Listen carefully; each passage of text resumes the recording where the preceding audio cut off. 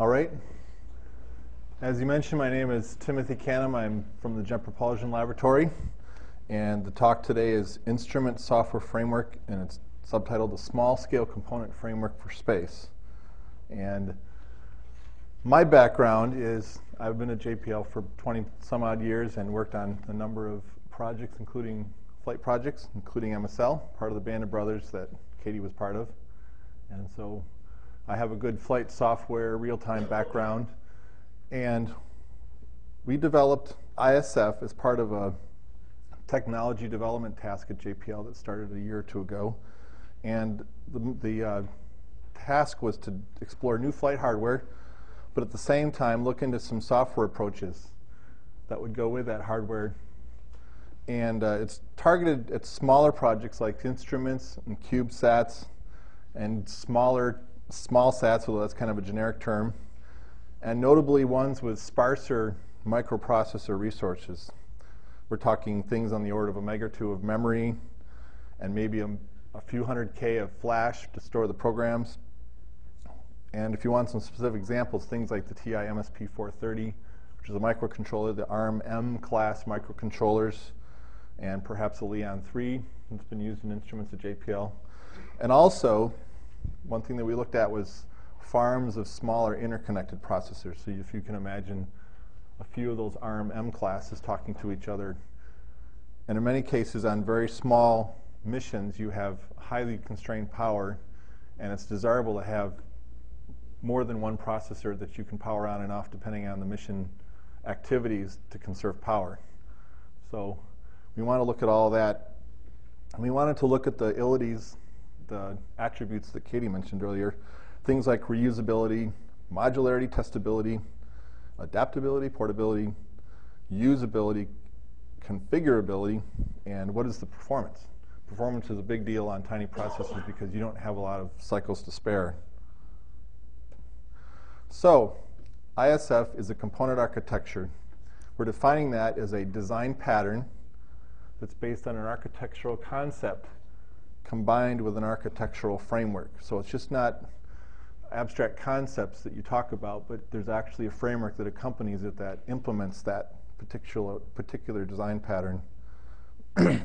So the classes and tools are provided for the developer/adapter for this particular framework.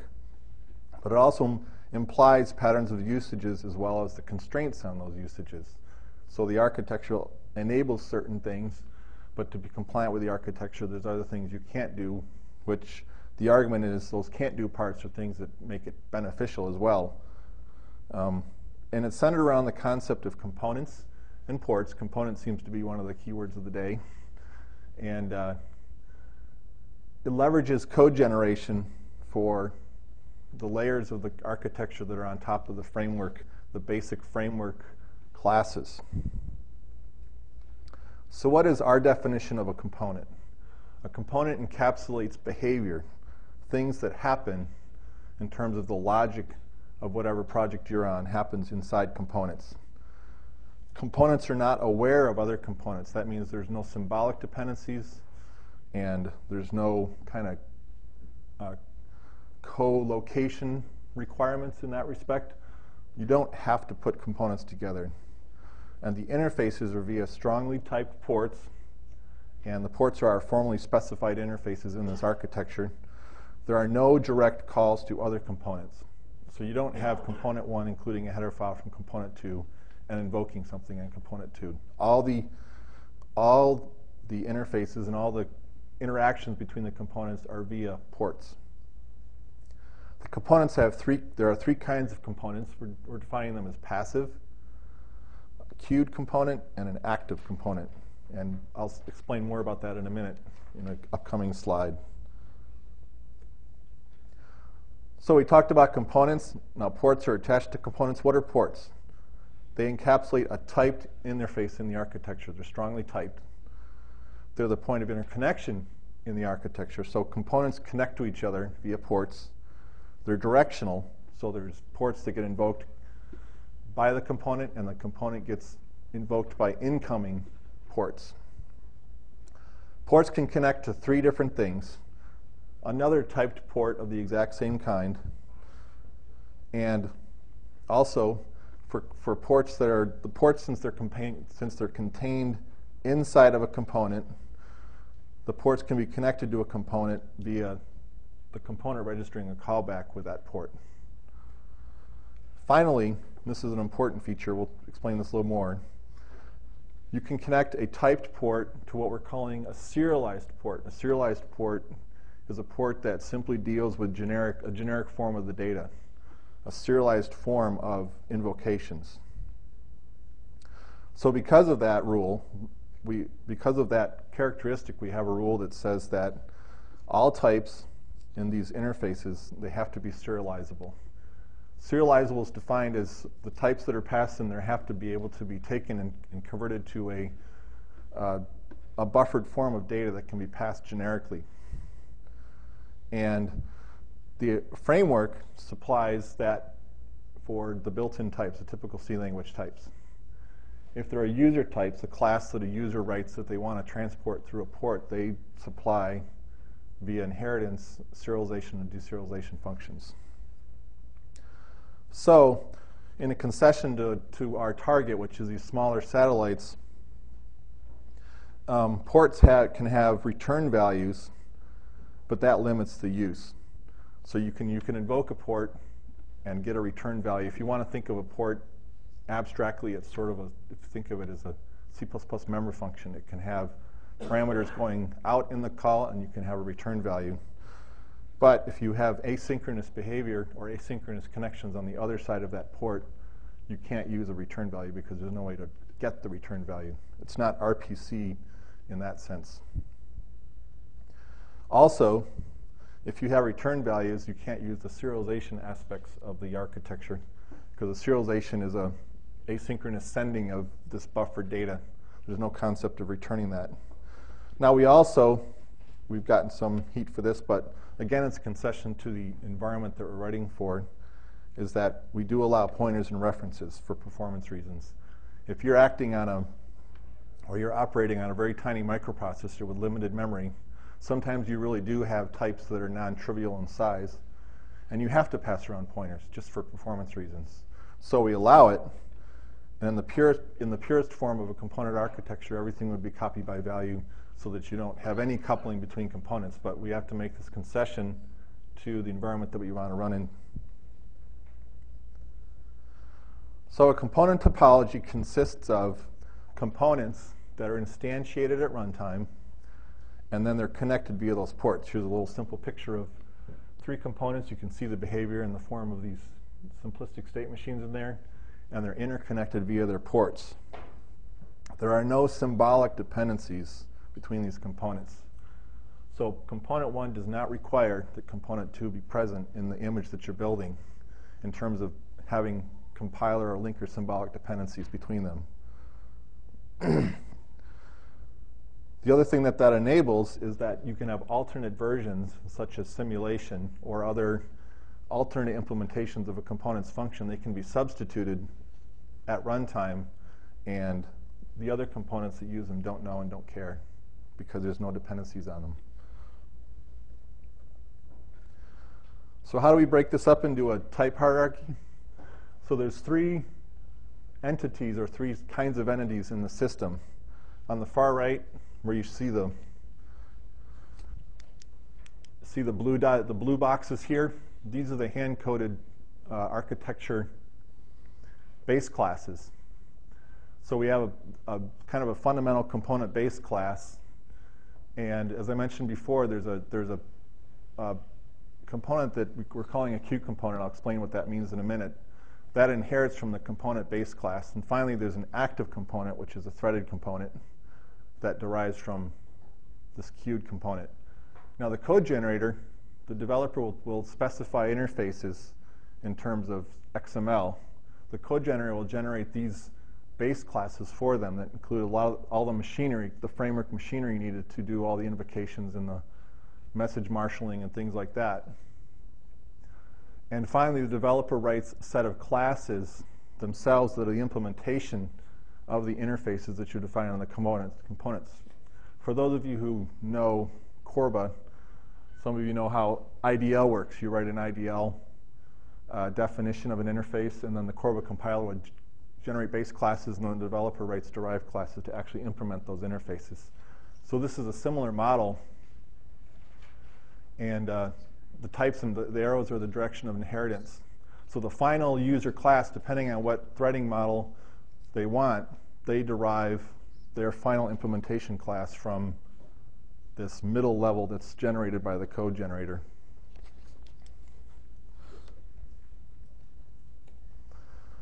So here's the different component types. We have passive components. These components have no threads, and the incoming calls to the ports of these components, they directly invoke the methods that are on the user-written derived class that implement those functions. So there's no threading at all. If there's threading, it comes from outside. It executes, in essence, on the thread that invokes the port of that component. Now, a queued component, it also does not have a thread, but it instantiates a queue, and port calls that come in that are specified as asynchronous are serialized and placed on that queue. And then at some point, the derived user class makes a call to a base class function to start to unload that queue. They pick the time that it gets unloaded. They do it of the time of their choosing. So it allows, if you want serialization of calls, and then you decide when that thread gets executed to actually do the action. Because a passive component, the calls have the potential of being invoked at the same time. And there's a solution for that in one of the attributes of the port I'll mention in a minute. But this is classic. This could be classic non-reentrant C code, for instance. Now, an active component, this component has a thread of execution as well as a queue. So depending on the priority, or it also actually contains the queue that was instantiated by this base class here. But the thread itself, depending on the priority you assign it when you spawn the thread for it, dispatches calls from the queue. And those calls on the thread of the active component are what invoke the methods in the user's derived class. So the output ports on the components, the ones that invoke ports on other components, those calls are always on the thread that's acting on the component. So if it's a passive component, somebody outside the component called, that component turns around and calls its own output port to invoke another component if it needs to. That's on the thread of whoever called it. Whereas in an active component, the output ports are invoked on the thread of that active component. So now we're talking about ports for a moment. So ports have attributes, and they're configured by the code generator. When you take a port and you define it and you attach it to a particular component, ports, by the way, are types that are the interfaces themselves are defined separately from the components and can be reused across components. But as you attach a port to a component, you give it attributes, the way it acts inside the component. So the characteristics they can have: synchronous port calls, directly invoke, this is an example right here, directly invoke the method on the derived class that the developer writes without any kind of passing through a message queue or being invoked on the thread if it's an active component. It's invoked by the thread of the caller. And as some of you know, that can be dangerous if you have data structures in here that you're modifying or reading. If you had two simultaneous synchronous calls, they could corrupt each other. So this is mainly intended for performance reasons. If you know your system and you know you're going to invoke these things serially via the configuration of the system, this gives you a performance benefit. So to kind of help that a little bit, we defined a port called a guarded port. This port, all instances of the guarded ports, before they call into the user-derived class, they lock a mutex. So that way, if you have a data structure in here that you need to guard, but you don't think that your component is heavyweight enough to merit its own thread, you can guard them all by this guarded port and protect data structures down here by having mutex access to it. Finally, there's an asynchronous port.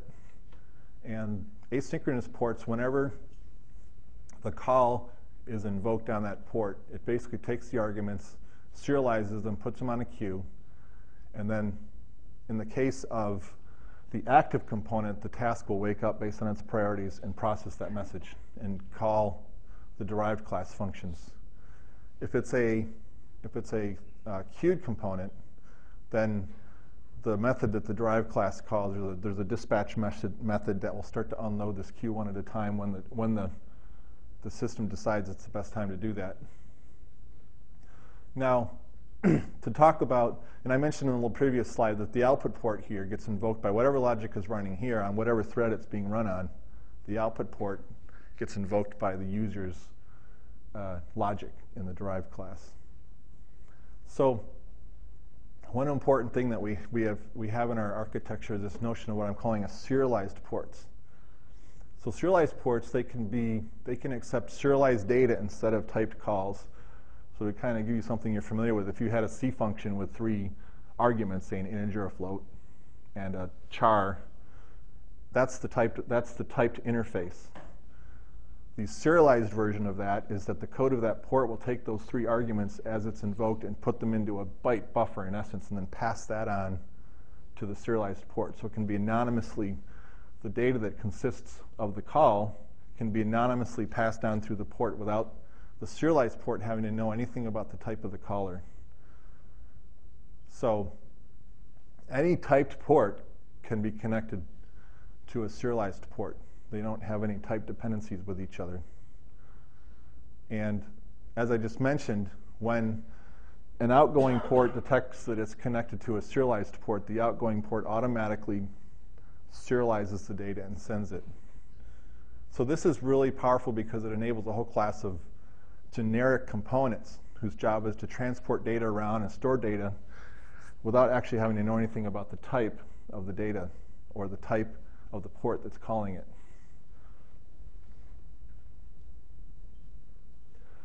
So serialization is, I thought this would warrant its own slide because it's a very key concept in our framework. As I mentioned before, there are serialized forms of the interface calls. They're used for message queues internally in the active components and the queued components, and to move across memory spaces, and I'll mention that in a minute.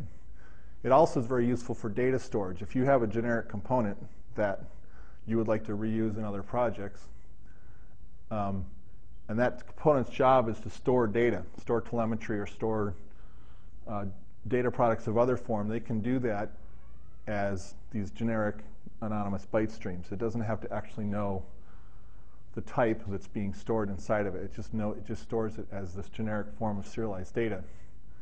So it provides a uniform way of passing it and storing it, and allows flexibility in the kinds of data stored. If you had a telemetry store and you wanted to mix and match types, if you wanted just an integer form of telemetry, or you wanted a quaternion, which is 4 floating point numbers, or you wanted some arbitrary type that a user had defined, as long as this component stores things in those serialized forms, it does not have to know a priori the types that are being stored in it. It's just think of it as just a generic buffer storage facility at that point. And that kind of enables reuse patterns.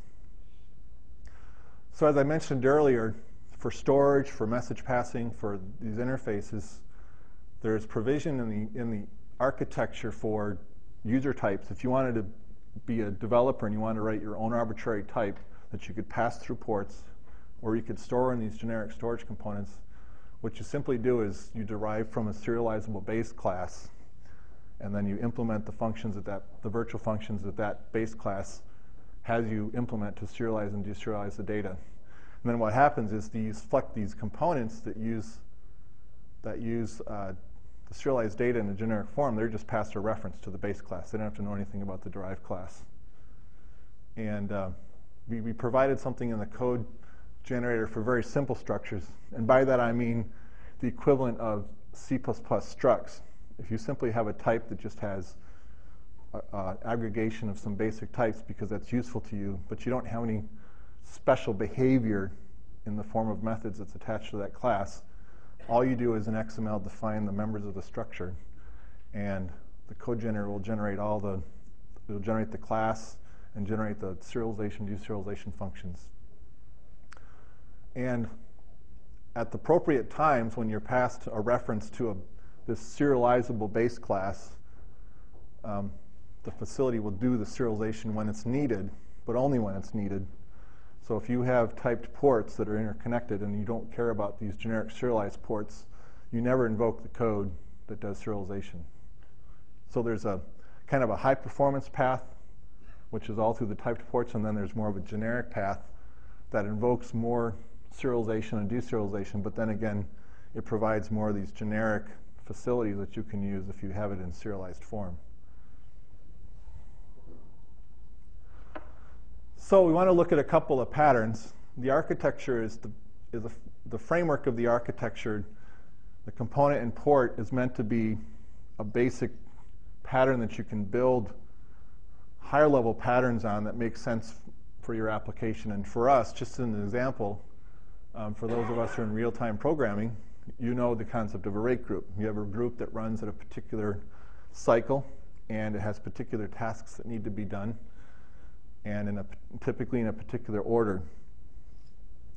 So here's an example of a component that was defined as a rate group component. The rate group component has an input port that is, okay, start your rate group now. That would be, and the assumption in this is that this rate group is an active component, so it has its own thread, and there's some hardware event like a timer, a real-time clock, that cyclically executes to kind of drive your rate group.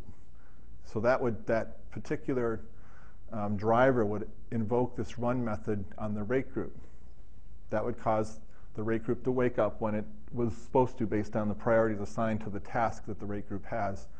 And the rate group has a series of output ports that are run in order, called and invoked in order.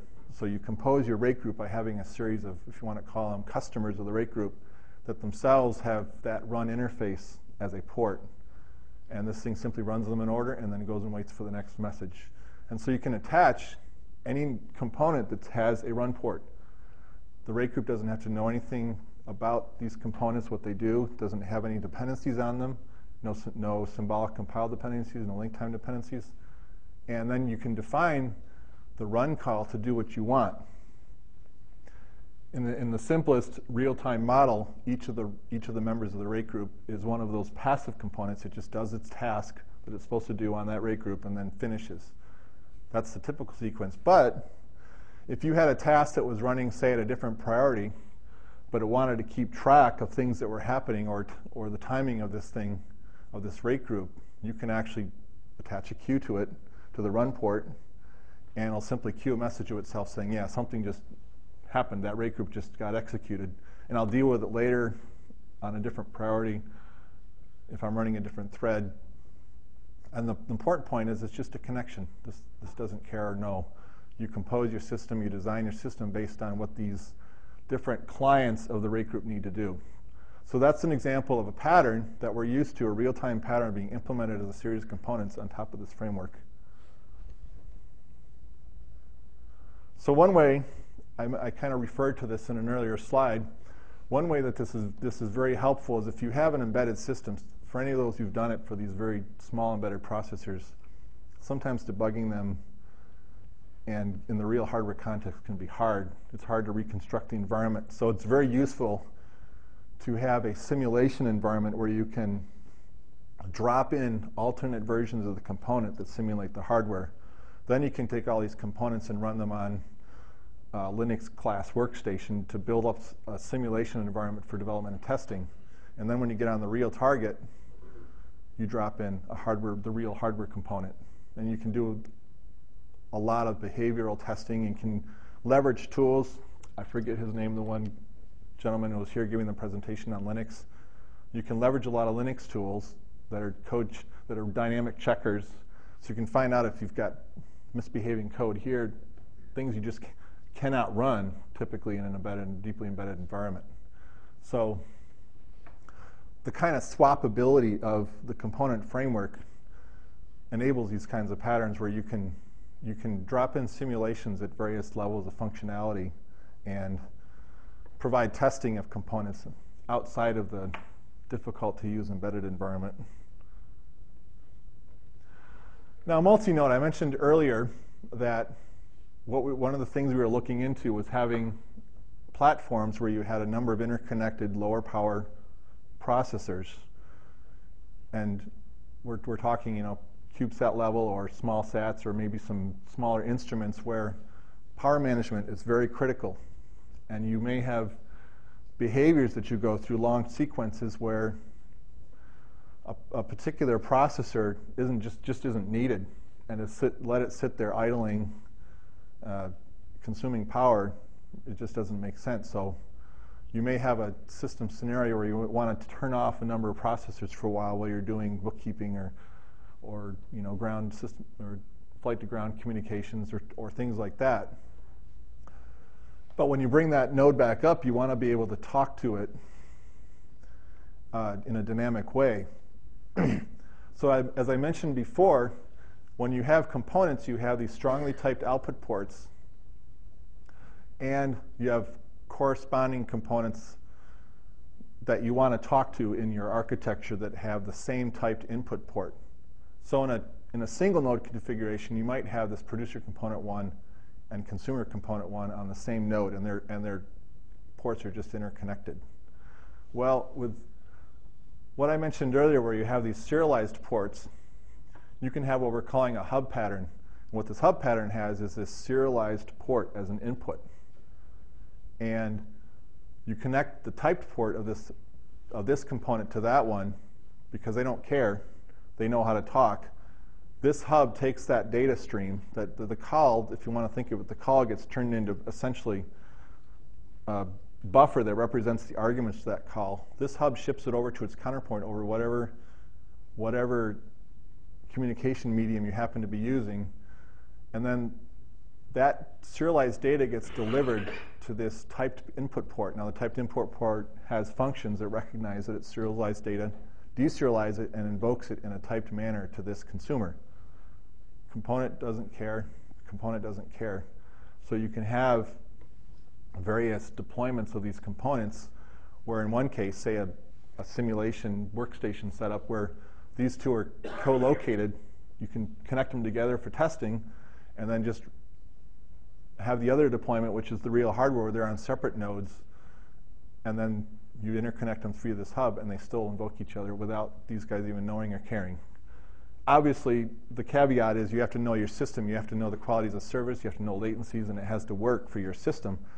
But logically and architecturally, these things can be moved from node to node and interconnected via these hubs to give you multi-node communication that's very transparent.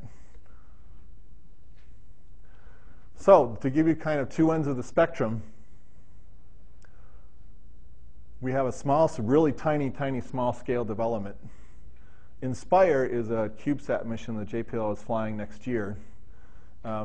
It's flying on a TI MSP 430, blah, blah, blah, lots of numbers, microcontroller, 116K flash for software, for the actual software image, 8K of RAM for executing the program. We took ISF and we ported it to, this is an experimenter board you can buy from TI for about $100 that includes the processor itself. It includes a little joystick and a little LCD panel and a bunch of LEDs and different interfaces. They typically use this controller for touch screens on a tablet. Not the tablet itself, not the tablet OS itself, but a little tiny OS running and operating the touch screen for the tablet. That's the scale we're talking about here. So we decided we wanted to try to see how well we would fit in something like this and how well we would execute. So we ported the framework to that processor using the Texas Instruments tools. And then we implemented a simple set of components. And if we have a moment later, we can scroll down and see the actual component topology. But we had 5 or 6 components that implemented this system. In essence, you push the joystick in different directions, and the LEDs change, or they blink, or they stay steady, or whatever. And the display will scroll out logging messages of what the activity of the state machine is. We also used a JPL adaptation of the quantum framework for any of you who've ever encountered that. It's a very compact state machine engine. It's not a JPL thing. It's I forget the author's name, but it's a... Yes, thank you. It's an open source thing you can download from his website, and it provides hierarchical state machine engine that you can assign states to and execute in a very compact way. So how small did we get? Well, the actual framework itself, the framework classes, so all those classes that I mentioned earlier fit in under 3K of that program space. And the adaptations, the user code, the stuff that handled all the interrupts, executed the state machines and made calls and to ports and all that sort of stuff, and the calls to do the displaying, that was about 7K.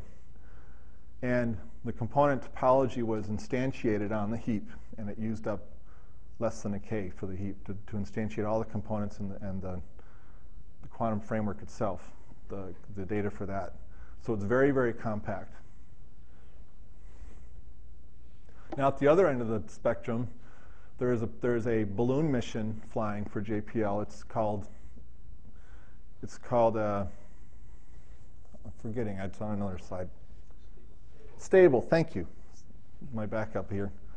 So Stable, this was a set of components that another task at JPL is a research task that was studying kind of a multi-node component architecture or deployment methodology, where essentially they wrote classes or wrote diagrams in UML in Magic Draw, and they had a plugin that would generate the XML to generate the component architecture. And topology, the interconnections that form the topology of the components were, they also would generate XML that would define the interconnects of the topology. And they were able to take this, if you notice these pink blocks down here, as I think Katie said, and this is an eye test. These are different partitions running on different nodes, and they were able to take these components, and you see these red lines. These are taking those components and assigning them to different partitions in the tool. And then the tool would automatically generate the XML to generate the components.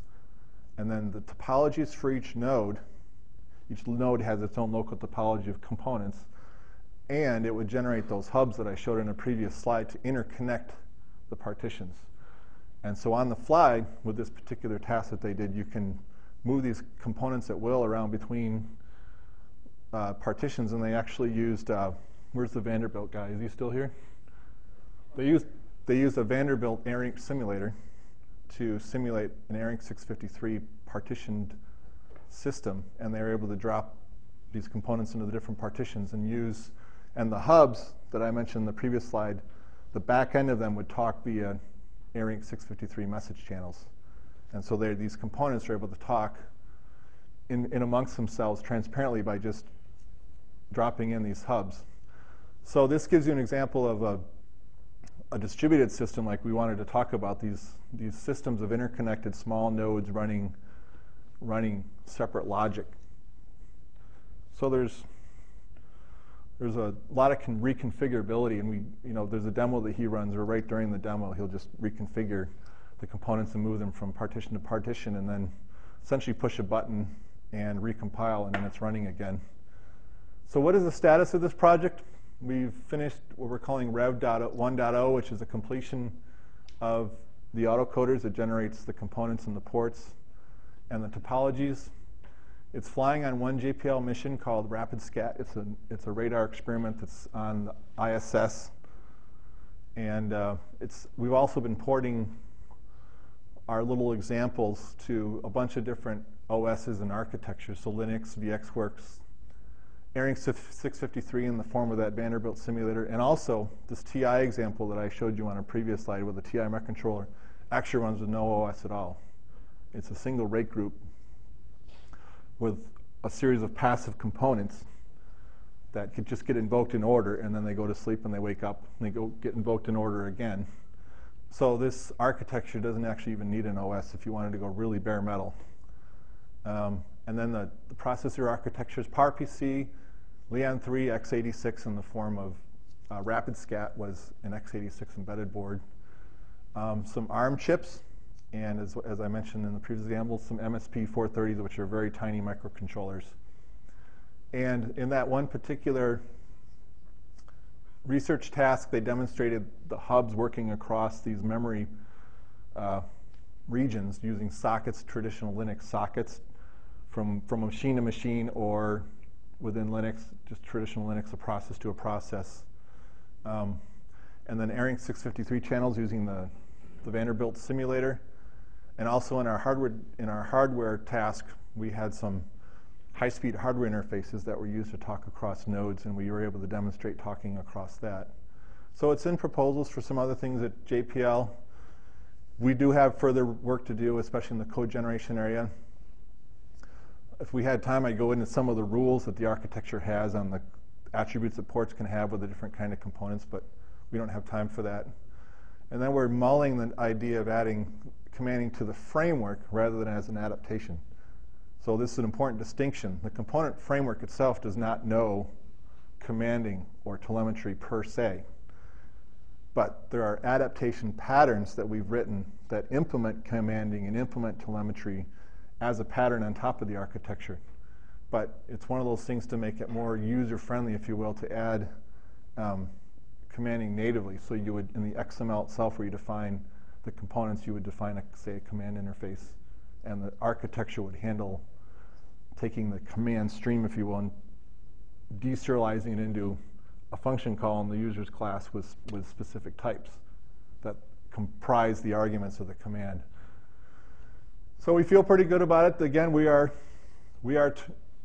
targeting smaller missions. JPL is putting its toe in the water for CubeSats and other very small embedded projects.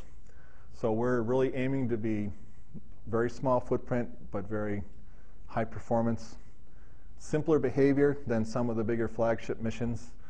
The idea is that as this framework evolves, we would develop a catalog, if you will, of very lightweight components that do common things.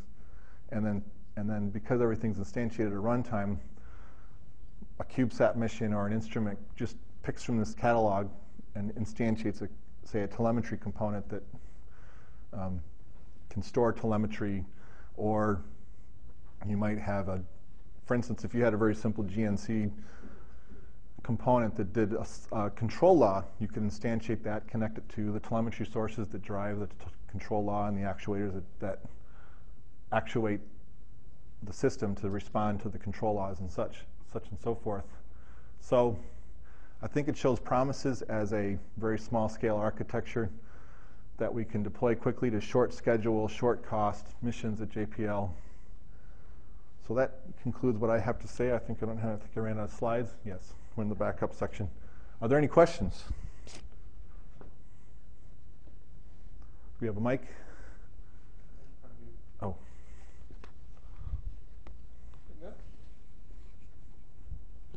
Oh. Yeah, I got this. I got the button down. So it really seems that this falls under the rubric of what Dr. Weiss talked about in terms of the reference bus. So is this reinventing a wheel that you're making in the other part of JPL? I wouldn't call it reinventing the wheel.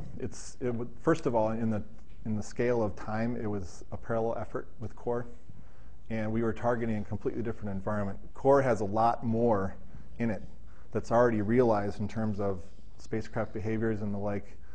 And this particular framework is really targeted towards much smaller processors and much smaller missions that don't have really complex behavior requirements. Well, you were talking about small scale as well.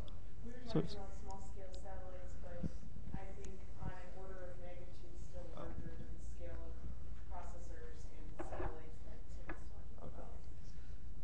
Yes, it's really oriented towards being very compact, and very, very. I want to say fast because that depends on the environment, but not lightweight, imposing a large penalty requirement for using the architecture. But would it flow up under the same line organization ultimately? Pardon? Would it flow under the same line organization? Formally, if you remember Katie's org chart, there was the small projects group.